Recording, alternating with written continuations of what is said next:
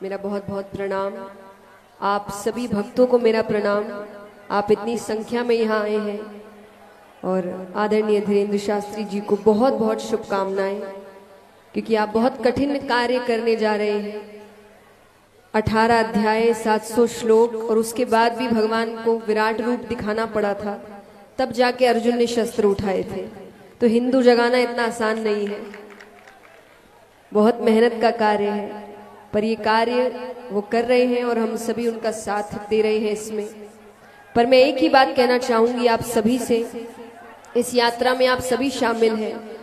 कल दर्शन करके आप सभी अपने अपने स्थान चले जाएंगे, पर एक आप सभी से निवेदन है, प्रार्थना है, इस यात्रा से एक वचन अपने साथ लेकर जाएं कि आज के बाद कभी भी कोई भी आपसे पूछे कि आप कौन हैं, तो आप ये ना कहें हम ये हैं, हम वो हैं, हम यहाँ से हैं, हम वहां से हैं। आप कहें हम सनातनी हैं। तो ये एकता हम सब में आए कि जो भी बदलाव है कि हम ऐसे वो नहीं है, हम सिर्फ सनातनी हैं, तभी हम जाके एक साथ खड़े होंगे। तो यही इस यात्रा का मूल मंत्र है, उद्देश्य है, और आप सभी से ही प्रार्थना है।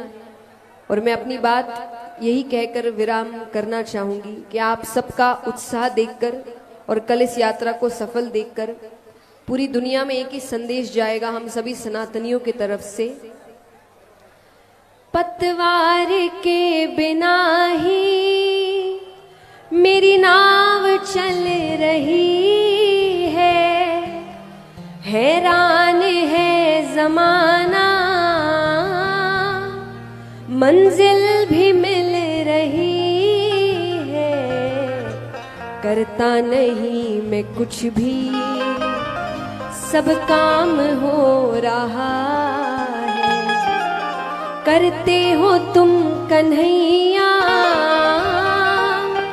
मेरा नाम हो रहा है, मेरा आपकी कृपा से सब काम हो रहा।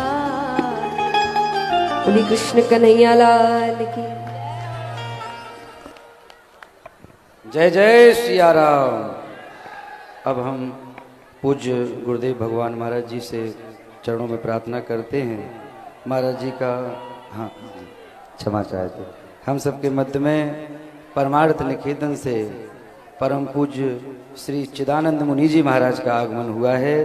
करतल ध्वनि करके महाराज जी का अभिवादन करें और महाराज जी के चरणों में प्रार्थना करते हैं कि आप अपनी वाणी से हम सभी को लाभान्वित करें।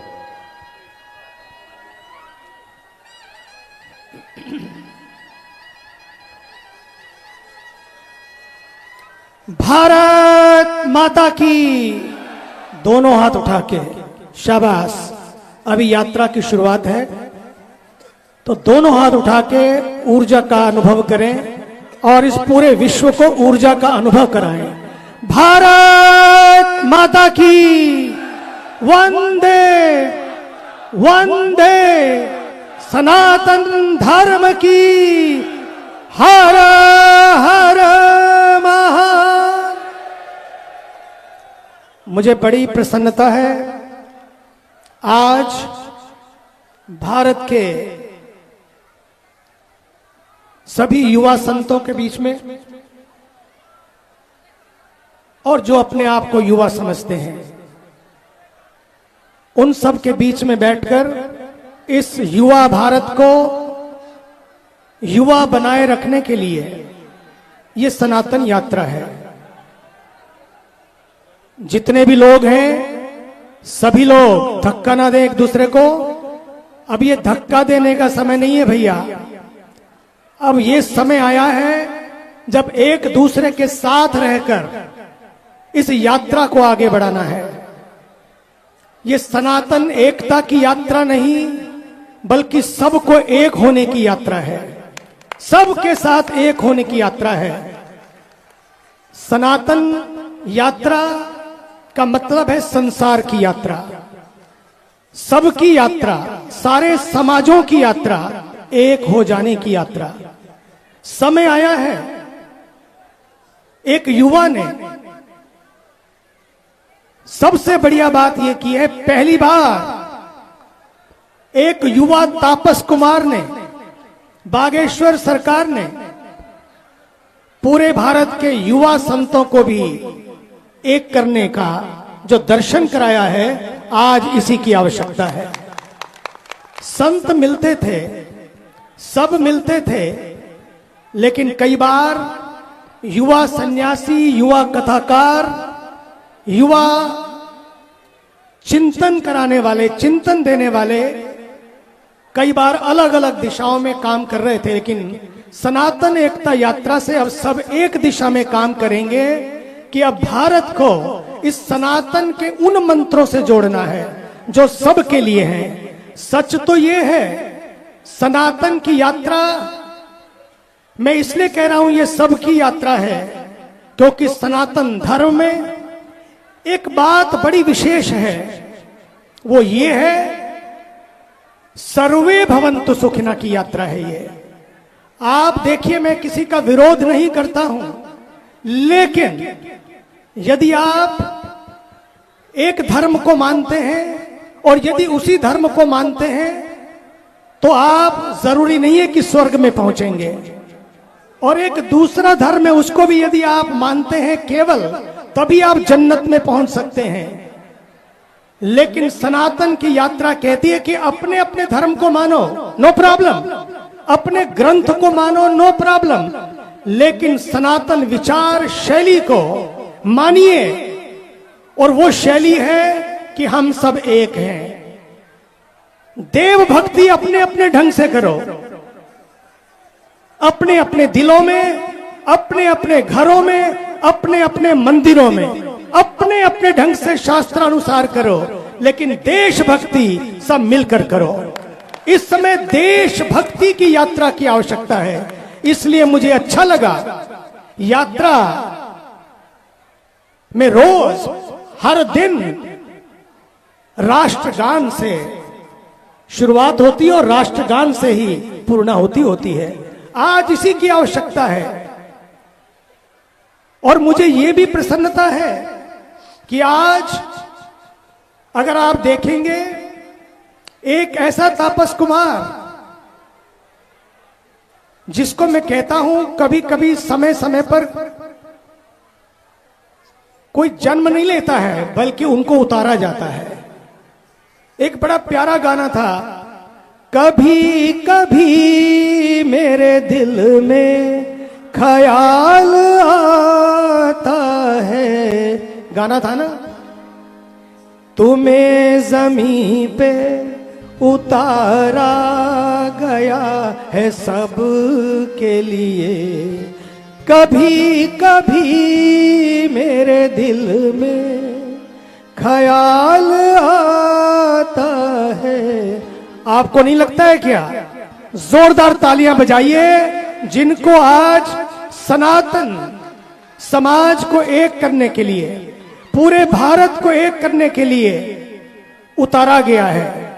अगर आप देखें, इससे पहले हमने देखा है कि भारत के ऊर्जावान प्रधानमंत्री जी, यशस्वी तपस्वी प्रधानमंत्री जी, आदरणीय श्री नरेंद्र मोदी जी, और उत्तर प्रदेश के हमारे बड़े ही यशस्वी कर्मठ योगी आदित्यनाथ जी, और अब इस त्रिवेणी में हमारे देश के तापस कुमार, हमारे प्रिय बागेश्वर सरकार पंडित धीरेन्द्र कृष्ण शास्त्री जी, जोरदार तालियों से इन त्रिवेणी के लिए और मंच पर और यात्रा से पूर्व, यात्रा के दौरान और यात्रा की पूर्णता तक जितने संत पधारे हैं और पधारेंगे और आगे की यात्राओं में पधारते हैं, उन सब के लिए जोरदार तालियों से उनका अभिनंदन। सनातन शैली इसलिए विशेष है क्योंकि इसमें जियो और जीने दो की बात होती है, जियो और जीने दो की बात होती है, इसमें जिंदा रहो और जिंदा रहने दो की बात होती है, इसमें लेट एंड लेट लिव की बात होती है। इसलिए सनातन शैली में आपने देखा होगा कभी सनातन ने कभी किसी पर अटैक नहीं किया। Sanatan has never attacked anybody. India is not a piece of land, एक धरती का टुकड़ा नहीं है। India is not a piece of land, India is a land of peace. शांति की धरती है, ये विचार की धरती है, ये पूरे संसार के लिए धरती है। इसलिए जो भी आया बस गया, हजारों सालों से बसता चला गया, लेकिन भारत ने कभी किसी का विरोध नहीं किया। इंडिया की धरती, भारत की धरती, ये संसार के लिए धरती है, ये संघार के लिए धरती नहीं है। संघार के लिए धरती नहीं है, ये निर्माण की धरती है, विध्वंस की धरती नहीं है। आज शिक्षा प्राप्त किए हुए लोग भी हमने देखा है, शिक्षा प्राप्त किए हुए लोग, इसलिए भारत के प्रधानमंत्री जी को शिक्षा नीति में परिवर्तन करना पड़ा, ताकि शिक्षा नीति से हम सब मिलकर चलें, साथ साथ चलें, भारत का निर्माण करें और भारत के निर्माण को भी पूरे संसार के लिए निर्माण तैयार करें। इसलिए शिक्षा नीति में हुआ। आज एक तरफ तो मैं देखता हूं मेडिकल की डिग्री लिए हुए लोग, अभी मैं ऋषिकेश में कल कैंप की पूर्णता हुई, अमेरिका से, ऑस्ट्रेलिया से, न्यूजीलैंड से, भारत से, नेपाल से बड़े बड़े डॉक्टर आए और हजारों का ऑपरेशन किया। अभी आदरणीय स्वामी ज्ञानानंद जी महाराज के 29, 30, 31 को, शायद 29, 30, 1 को, 26 से 29 दिव्यांगता मुक्त भारत की एक टीम पूरी पहुंच रही है वहां पर। कैसे? आज तो मन से भी अपंग हो गए हैं और तन से भी अपंग होते जा रहे हैं, तन से भी अपंग होते जा रहे हैं। ना स्वास्थ्य का ध्यान है, ना देश के स्वास्थ्य का ध्यान है। इसलिए इन दोनों स्वास्थ्य को, मन की अपंगता दूर हो, तन की अपंगता दूर हो, इसलिए ये सनातन यात्रा है। अगर मन की अपंगता होती है तो डॉक्टर बनने के बाद भी आप ब्लास्ट करते हैं, डॉक्टर बनने के बाद भी ब्लास्ट होते हैं। 8 doctor, can you believe it? मैं ये बात किसी समाज के लिए नहीं कर रहा हूं, पर मैं चेतावनी देना चाहता हूं, यदि भारत का नहीं पूरे विश्व को अगर भारत को संदेश देना है, आज ऐसे डॉक्टरों की जरूरत है।